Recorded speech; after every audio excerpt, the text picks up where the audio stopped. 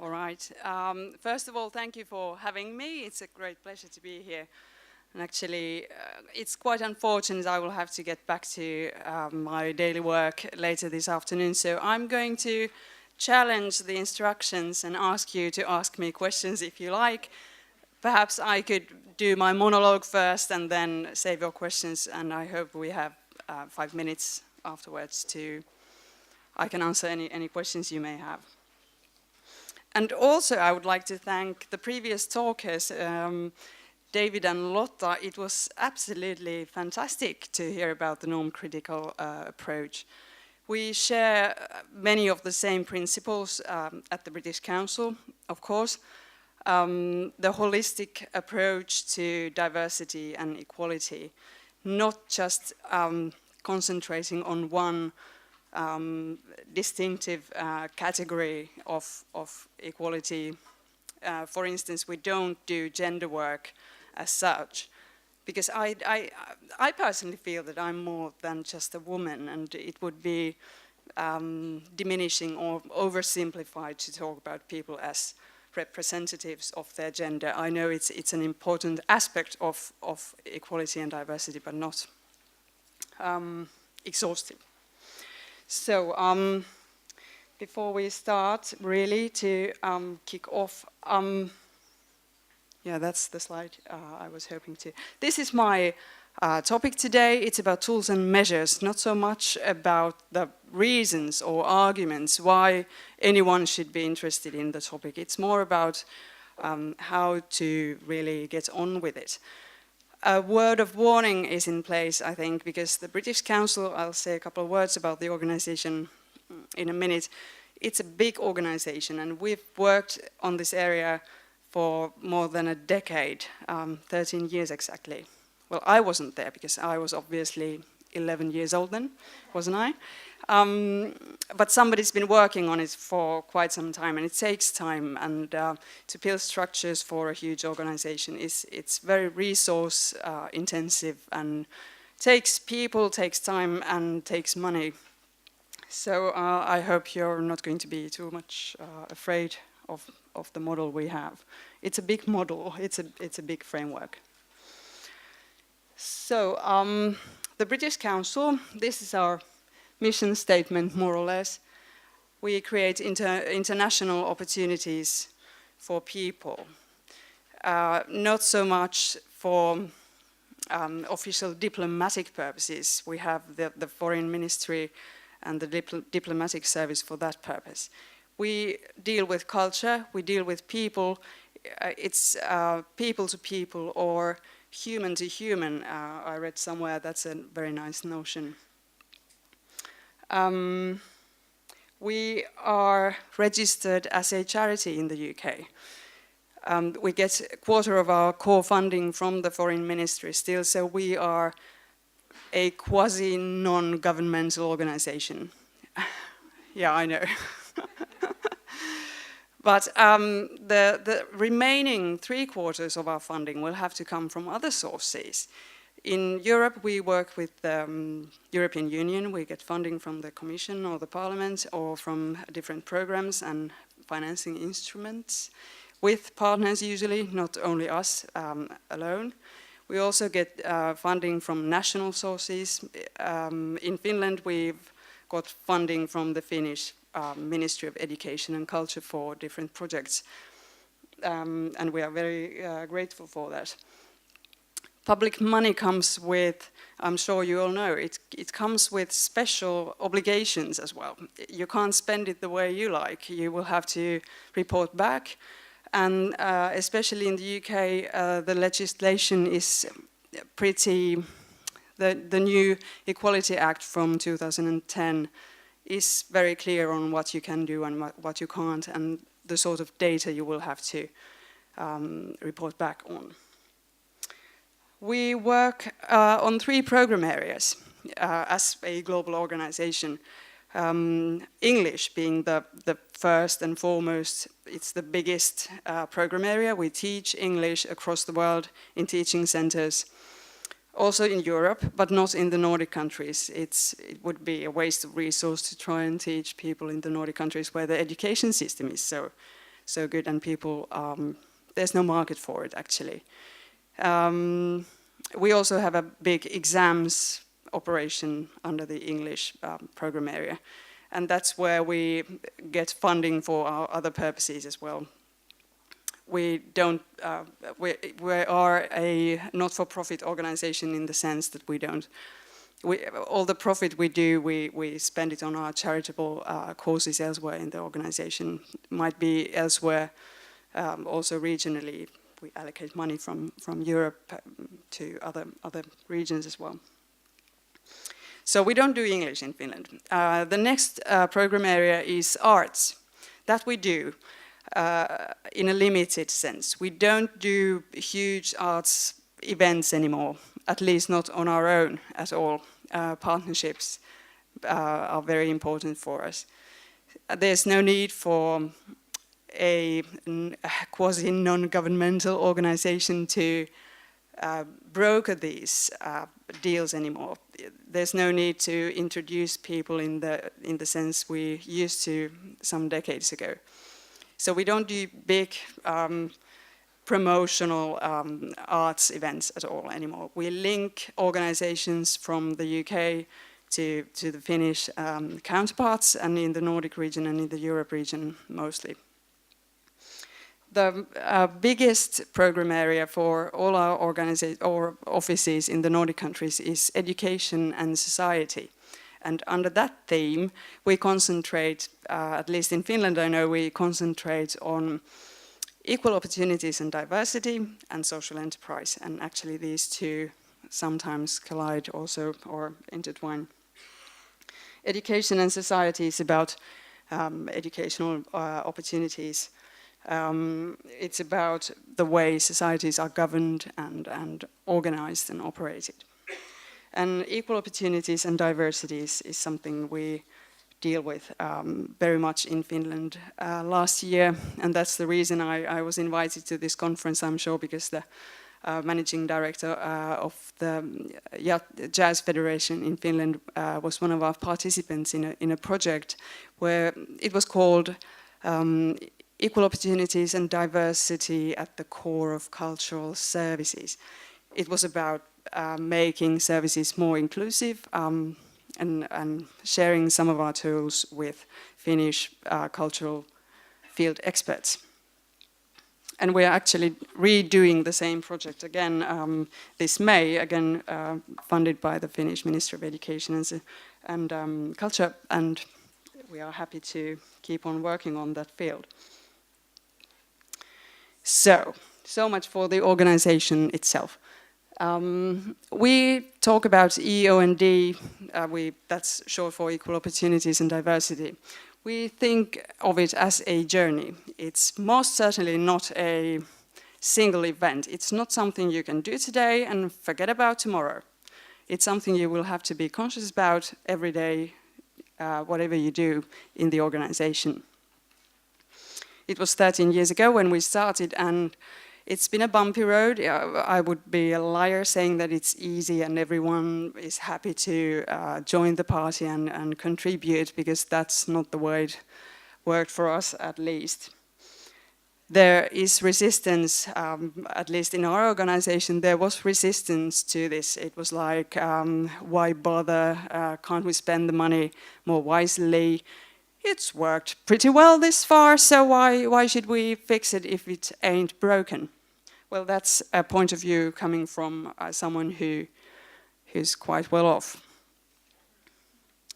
And also, when we did the project last year in Helsinki, many of our participants who had voluntarily come to the training and were there because they were interested in the topic in the first place, they were like, yeah, right, sounds good, but it won't work here. It's not something we do in Finland. It's too complicated. That might have been their first initial thought, but then later on I think everyone agreed that something similar could be developed for all types of organizations, big or small, or no matter what their field was. So this is a signpost that will lead the way, or that's where we're headed. the vision guides our way. Our vision is mainstreaming. Mainstreaming EO&D to everything we do, not only externally, not only audience engagement, getting more bums on seats, different types of audiences to our events or to buy our English products. It's about organizing things or putting our own house in order, and actually that's where we started. It was quite difficult, as I said in the beginning. We did have, since 1948, we've had a nice policy, equal opportunity and diversity policy, but it wasn't very well implemented because people didn't quite understand it. Why should they bother with it? Why make things complicated? And we've done these things before differently, and there's no reason to go about it. And of course, the times were different. It wasn't very common to talk about these things, at least in the way we do today. We started with HR, human resources. We had some legal complaints. Some of our staff were not treated equally or with dignity even. And I think it's fair to say that also in our organization, the senior management were that, what somebody could call old schoolboys or something like that. They were all from the same educational background, more or less same ethnical background, a religious background, about the same age when they hit the senior management level. So it was, and it still is. I think that from 1948 we've done some. We've advanced on that sector as well. I think 33% of our senior management are women now, and that's quite a lot, especially in UK standards. Presently, the idea of mainstreaming is about ensuring equality and diversity, that they are embedded in everything we do. And that's very integral to cultural relations, and I think it makes very easily, it makes sense, it's easy to understand. If you work with in 110 countries as we do, you're bound to face difference and different types of people, and how do you manage that? Because like in Finland, we have a small office. One of our staff members is from the UK and the rest of us are Finnish. So the teams are diverse, and the way we work virtually will make the teams even more diverse when you have to work with colleagues from other countries, and hopefully their ethnicity is not the only indicator of diversity in those teams. So when we started, the first thing to do was to make sure everyone was talking about the same thing.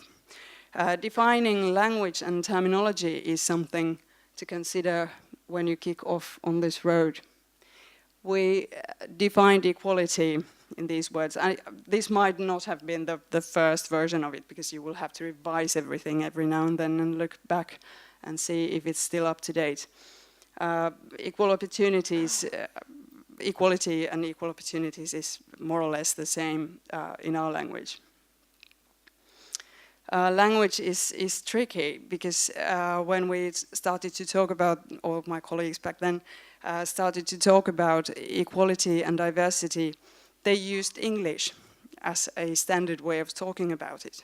But for instance, when colleagues went to talk to people in the Asia region, a colleague who was responsible for implementing this agenda from the China office said, there's no word for diversity. And actually I can tell you that we, the people of China, we are all the same, which is quite fantastic, isn't it? And when they went a bit deeper and looked into it, only in terms of ethnicity, there are 55 or 56 different ethnic groups in China, and that's only one indicator. So of course the people of China are not the same. And actually our Chinese office today is one of our champions. They do remarkable work on this agenda. So equality was the first word we wanted to go about, and the words in the bottom, equal access and equal chances, equal outcomes, And finally, equity are also words we use. Maybe a word about equal outcomes. That's the result of good work. When, for instance, if in the parliament you get a good representation of diverse groups and minorities as well, not only the majority or white middle-aged men. And equity, that's another nice word. It's about not giving everyone the same, because we are not the same. Somebody needs different type of support or help with some things, and somebody manages with less. So it makes no sense to give everyone the same thing. I've seen a nice picture about this where there are two boys trying to see above a fence. They're trying to look at a football match. And the other one is tall, and he can quite easily just stand tall and see the football game. And the other one is very short, and he's like jumping there. This is not good for me, I don't see anything. So the equal treatment would give them the same, but the other one wouldn't see anything. But equity is about giving the short one a box to stand on, to see the football game. So I think that's, in the Nordic countries, we've talked about equality quite a lot, giving exactly the same to everyone, but we've moved on towards the principles of equity, I think. And then diversity, another word, and we think diversity is actually other side of the coin, equal opportunities being the one, giving everyone opportunities to get access to certain things and removing barriers. And diversity focuses on the uniqueness of each individual, because we're not only men and women and maybe something else. We all consist of different aspects, and it's good if we can appreciate that. There are visual things that can help illustrate this. It can be an iceberg or a salad. Actually, I like the salad bowl metaphor quite a lot, because if you mix all the ingredients in a salad, you get a mash. It's something you can't even see what it consists of. It might actually turn into something quite ugly. But a salad, nice fresh salad with all the ingredients there nicely and separately and appreciated. And then there's a tree and some nice words. But these are quite frequently used. And finally, there's a third term often used, inclusion. And it's quite common that you see when you look at big organizations, they might not have a EO&D department as we do. They might have a D&I department, diversity and inclusion.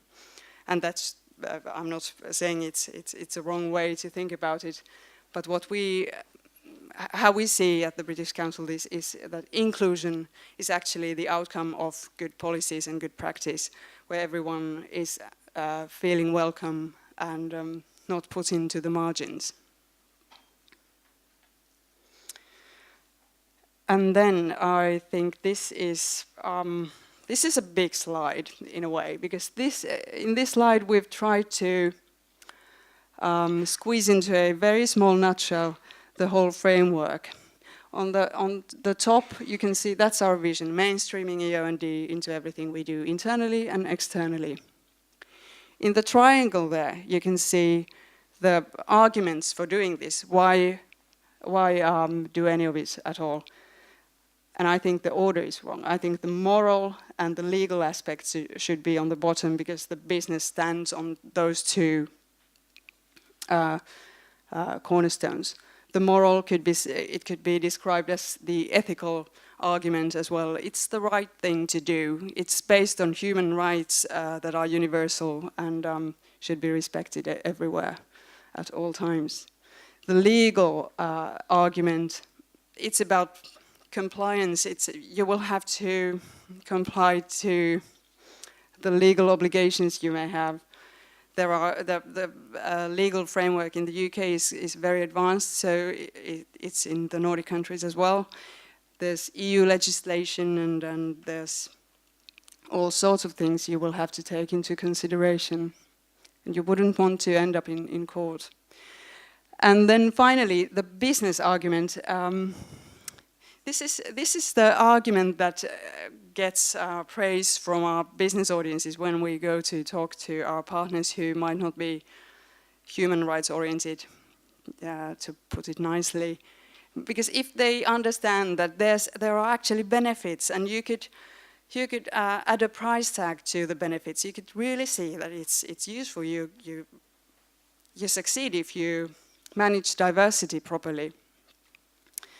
And actually, that's I think well-known fact that diversity in a workforce, for instance, it does bring benefits. You get a innovative and creative workforce because they are not all the same. If you put, if you had a room full of engineers, then you would end up with an engineer result or solution to a problem.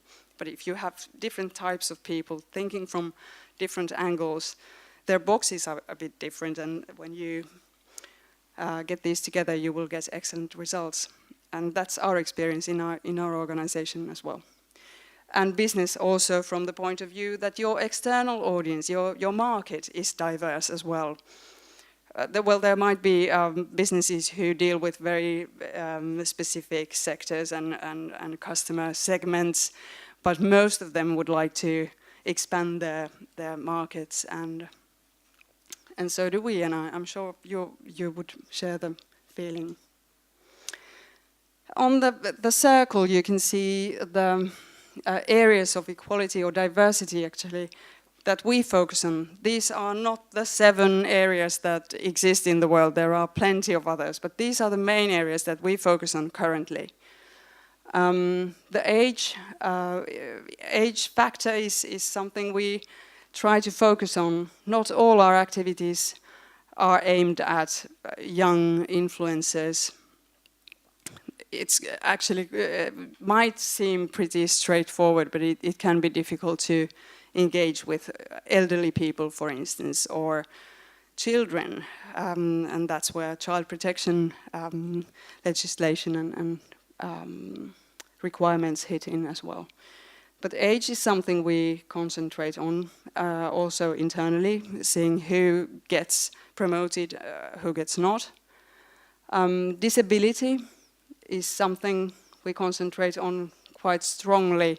In Finland, for instance, the employment rate of disabled people is quite low. It's below the European average, so there could be something to work on in Finland as well. Oh, I'm lagging behind in my notes. All right. Ethnicity, right? Minority and majority ethnic groups, all welcome. Gender, religion and belief, those who believe and those who believe not are all of equal value for us. Sexual orientation. And work-life balance, that comes very close to the gender agenda that we are talking about these 2 days.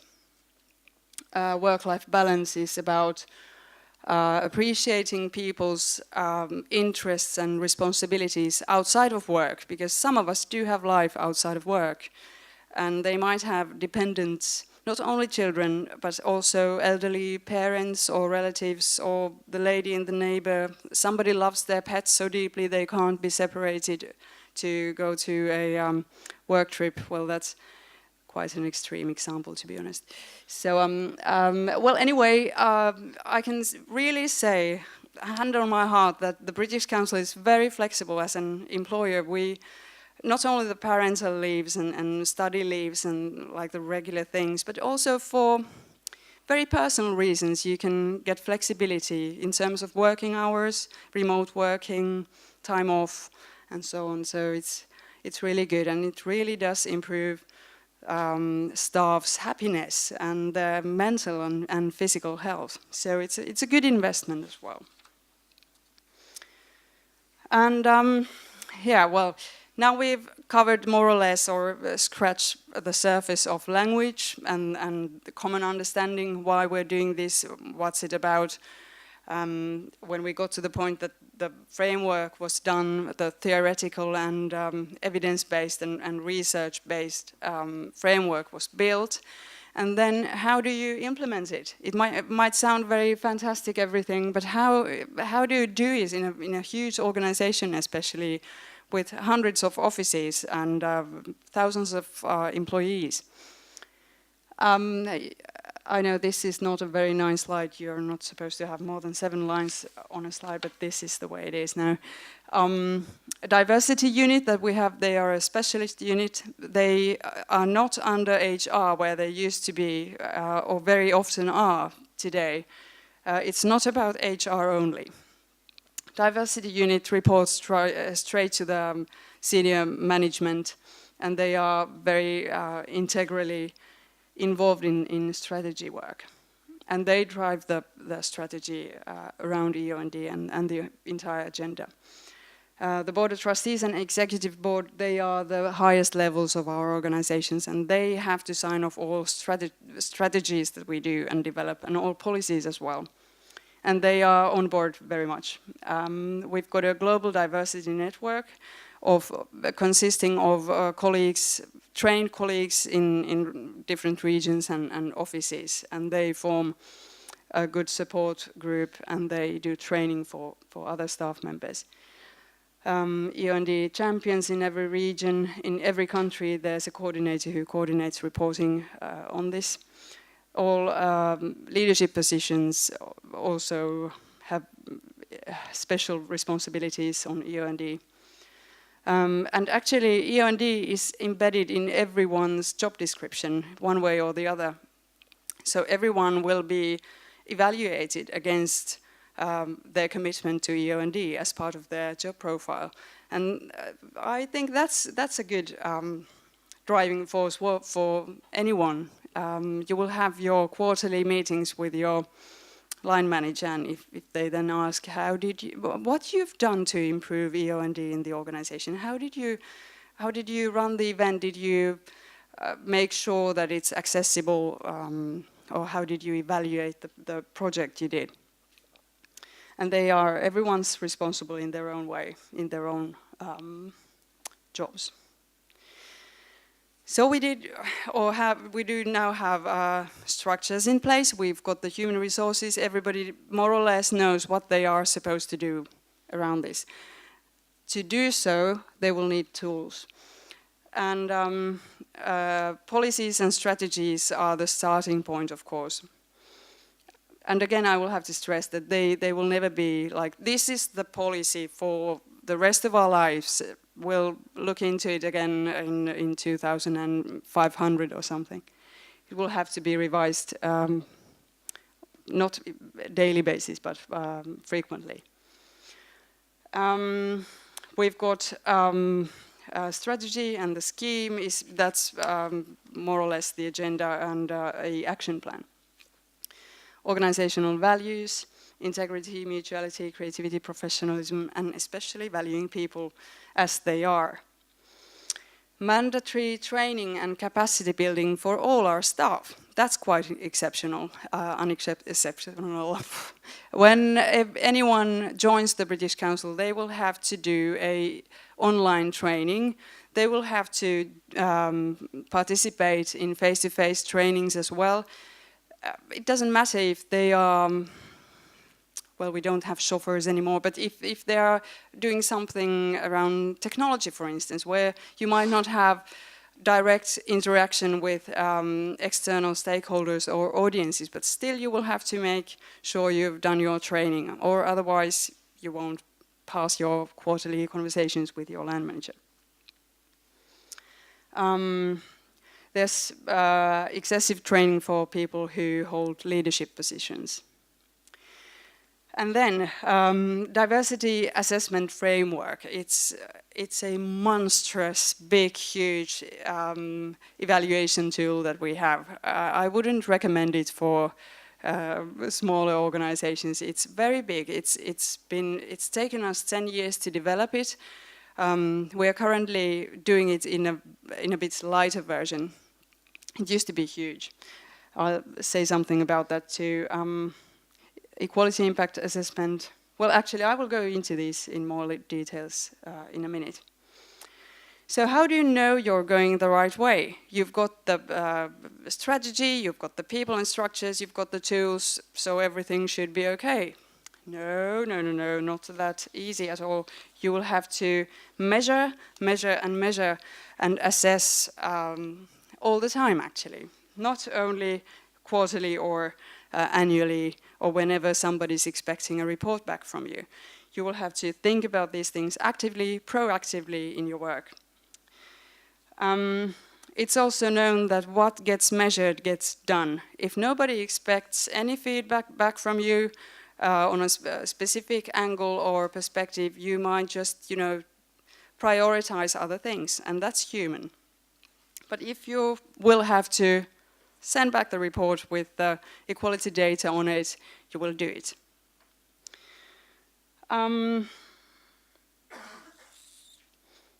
Yes, we'll go back to, I wanted to ask about your measures and tools before I went on to showing mine, but maybe I'll just keep on with my monologue a bit further.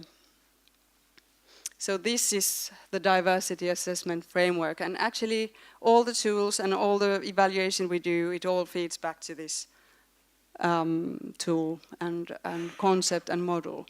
We've got 3 levels. Everyone in every country office, every regional office within a country or in a teaching center will have to, at least biannually, every second year, submit a return with hard evidence, with documentary evidence that would stand court for as long as I can say. It's really got to be tangible and proven right.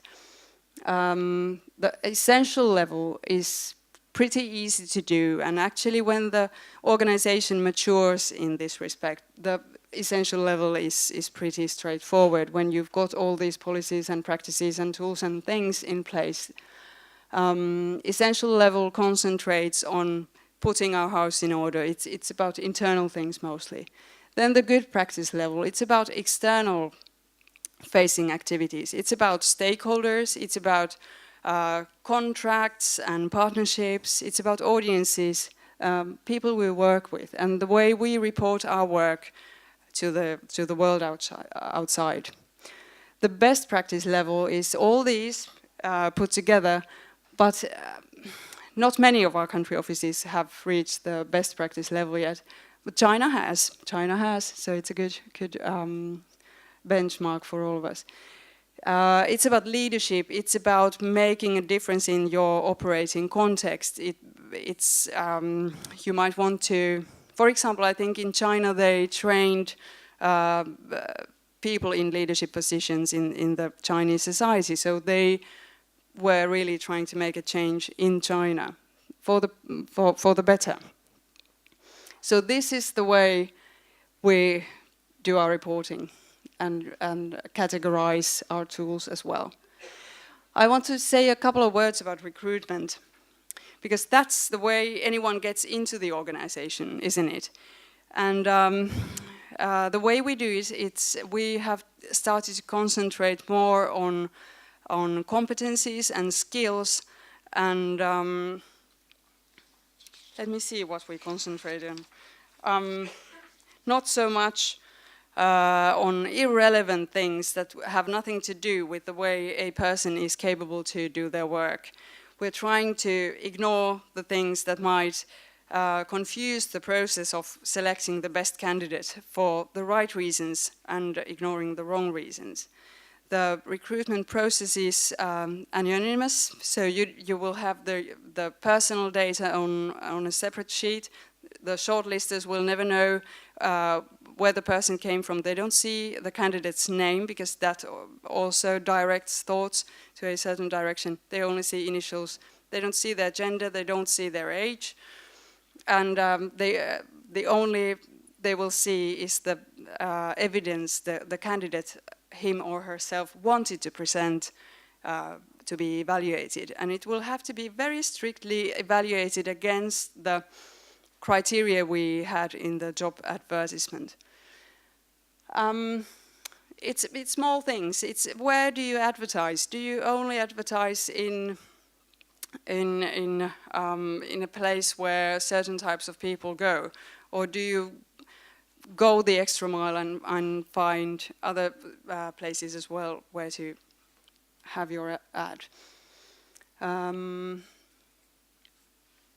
It's about giving opportunity for people who might be disadvantaged in the society, and positive action can be one way to address these things.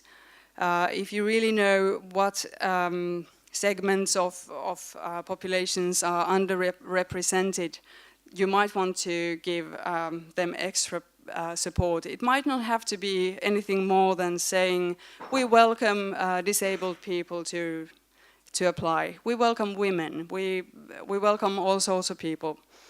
It doesn't have to be an extra point at the recruitment process later on, but you can encourage people.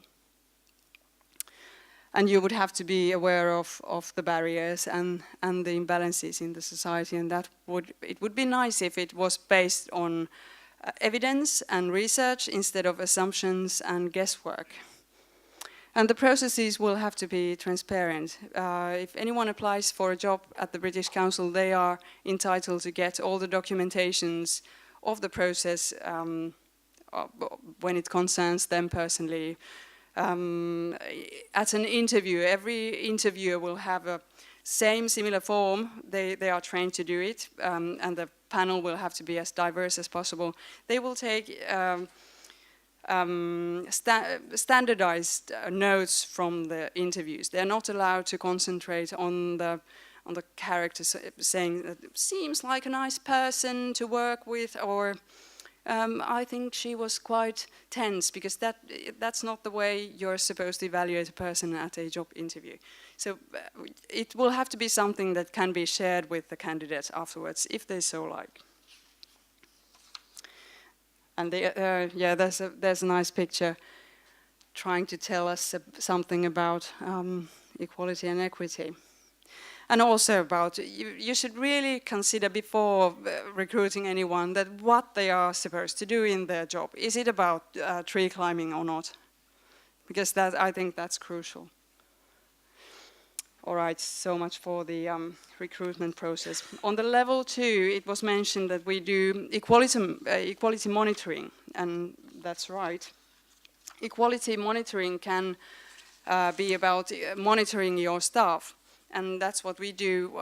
All UK contracted staff are monitored annually, and we keep track of minorities and how they are represented in our workforce. But it can also be about audiences. And this was another thing that we got resistance at the workshops we did last year. Many of the Finnish participants were saying that you can't collect data on people. It's rude to ask about their sexual orientation or their ethnicity. It's a private matter. What do you care what sort of people you get? But when we talked about the reasons why it's important, I think the resistance at the end wasn't quite as strong. It's the data will have to be anonymous, of course. You wouldn't ask people to write their names on an equality monitoring form. Of course not. It's something that can't be tracked. I can't say who wrote what and what they wanted to say. It's got to be voluntary. Nobody's forced to give any information on themselves if they don't like to, if they feel uncomfortable for any reason they may have. But it's really useful to know, especially if you've done your research and you know the population or the demographics of your target audience, or for instance, in a community, if you're trying to serve your entire community, you would have to know who are the people more or less living there. And then you would equality monitor the people you have in your workforce, how well these two things, how well all the minorities and different groups are represented in your workforce or in your audiences. So actually it's really good. It does help identify problems and barriers, and inform your work later on. It provides baseline data, and yeah, and actually in the UK, sometimes partners and funders, especially in the UK, but also at the European level, you would have to show, especially if you run a project saying that this is for disadvantaged people, you would have to show data on it. Who are the disadvantaged people in your community or in the target audience, and how did you manage to engage them in your project? They might want their money back if you didn't do that. And what can you measure? I think I said a few things about that already. Another example from our level 2 tools, equality impact assessment. This can be also internal or external. It's about really considering how a policy or a program would impact different groups of people.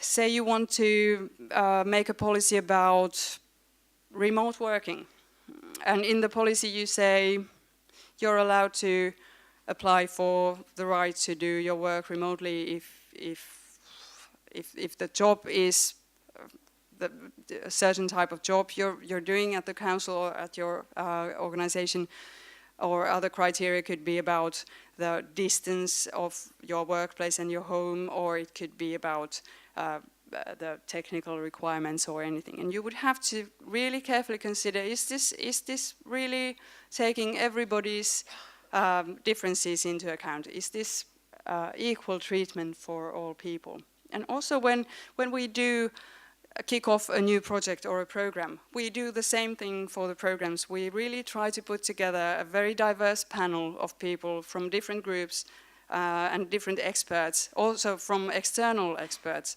We work very closely with NGOs and experts in different countries, and try to see if there are any negative impacts if we run the project, or should we amend something. And it's also been very good. We have a tool for this as well. And then there's an example of it. Have I? No. 1 minute, all right. So okay, so much for the dialogue. Sorry, guys. Well, this is to wrap up this very, very, very quickly. Different phases of planning cycle are different phases, but they all should be considered when doing a project or a program. Planning, delivery, evaluation. I wouldn't have to tell you people how to run a project or a program, do I? But there are different tools to use that where you can have different sort of checklists, advisory panels, steering groups, people, external, internal groups who help you plan a good thing and deliver it properly, and then evaluate and report back on it. So this is my final slide. These are the main things that you would have to consider when you want to get on with something similar. And I'm sure you all have very nice policies and practices, and it would have been very nice to hear about them also, but sorry. Maybe on the break, All right, so I'm happy. If there's a burning question, I think we have 8 seconds left. Thanks. Is it still online? Oh, right. Thank you for reminding me. This is a guidebook that we did to summarize everything in the workshop that we did. This can be downloaded from our website, britishcouncil.fi/society/publications. But if we are mailing something afterwards to the parties, yeah, right, we can include the link there. I've got a few copies I can leave here. We've got this in English and Swedish and Finnish, so I'm sure everyone will find a language for it for themselves. And also we've got a booklet on equality monitoring. If you're interested, I can leave a couple of copies of that as well. Thanks.